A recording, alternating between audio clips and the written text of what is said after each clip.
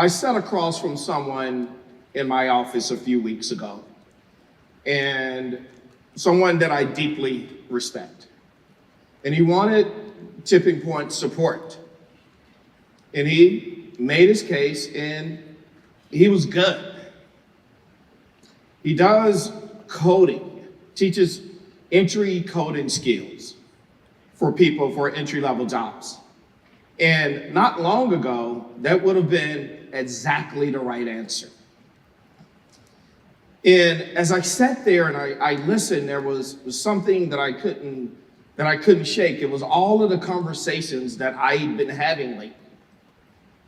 The conversations that were telling me how fast the ground was shifting, how fast the world was changing. And I just couldn't shake that feeling.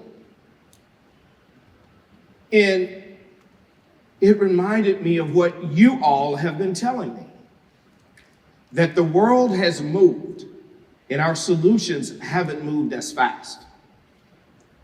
And it also reminded me that what you all have also been telling me, that things are changing.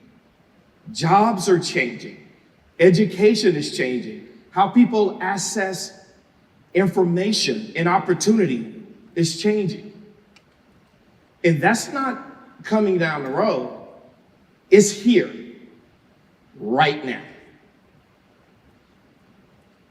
The problem is, and I've been in these rooms, and I've been in rooms with founders and investors, and the energy is undeniable. Everything is moving fast. But I've also been in rooms with nonprofit leaders doing incredible work every single day. And hardly any of my nonprofit friends are talking about what's coming down the pipe. We're not just seeing the world differently. We're preparing people for different futures. And right now, that's a big problem. Because whether we talk about it or not, as I said, jobs are changing, education is changing, how we access information and opportunity is changing. And it's here, right now. If people aren't engaging in adapting, they don't just stay where they are, they fall behind. And the people that Tipping Point grantees serve, they fall further behind. For the first time in my career, a 17-year-old high school graduate and his 47-year-old father are asking me the same question. What is it that I need to do to stay in the game? That's different.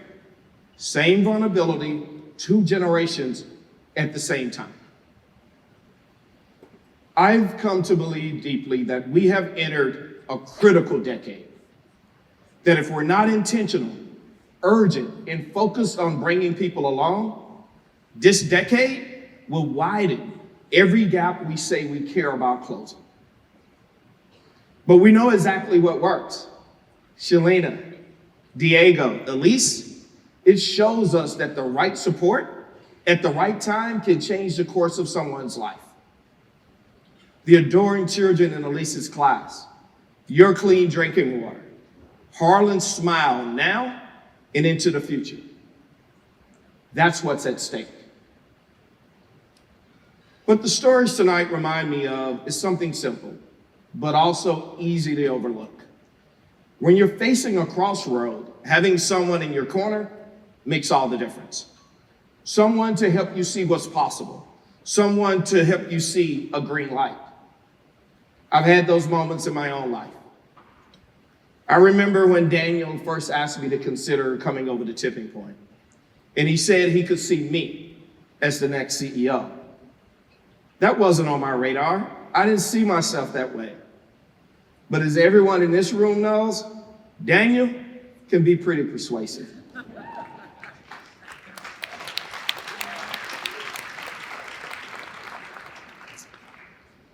He didn't come in with a big pitch. He just helped me see things differently.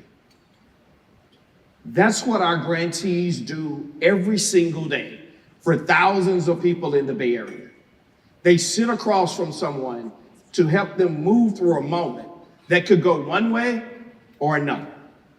And for our grantees, we try to play the same role, helping them see what's possible, helping them adapt, helping them move, helping them to move. Now think about what that chain looks like. Shalina shows up for a mom that has nowhere to turn. We show up for Shalina in over 50 incredible organizations throughout the Bay Area. And you all make it possible for us to show up at all.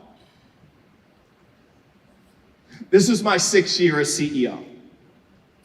Every year I thank this room for pushing us. It is true, we need you to push. But taking advice from my good friends, CJ, but this year, I want to push you as well. Because the stakes feel different. They feel higher. In the months ahead, our investments will become even more focused than ever, getting more precise about the exact moments that matter most. The moment before someone loses housing, not after they're on the street. The moment before a parent is in crisis, not after things fall apart. The moment before someone's job disappears, not after they're unemployed. And at a moment when poverty is rising, when more people are hitting these confusing intersections, we have to be precise. Because this decade will determine more than poverty rates. It will determine what it feels like to live here. Whether this place still reflects who we say we are. Now, you've heard me talk about my daughters, my twin daughters before, Peyton and Riley. Well, now they're 16. So yeah, I'm teaching them to drive. And there's one moment that keeps coming up. The yellow light. Because when that light turns, you don't have time to overthink. You have to decide. Are you going to go or are you going to stop? And what I keep telling them is you got to commit. Because what you can't do is hesitate. You can't go halfway into the intersection and change your mind. That's how you get stuck. That's how things start to break down. Now, hitting the gas can be reckless if you're not paying attention, if you're not prepared. Tipping Point has spent 20 years paying attention and being prepared. And when you see what's ahead and you know what's at stake and you're ready, the reckless thing to do is hit the brakes. And when I think about Diego, about that 17-year-old and his dad, and over 100,000 people our grantees serve every year, one of the biggest difference between them finding a path or not is what happens in this room. We're at a yellow light. And at yellow lights, you have to decide. Tipping Point is ready. This room is ready. It's time. Let's go.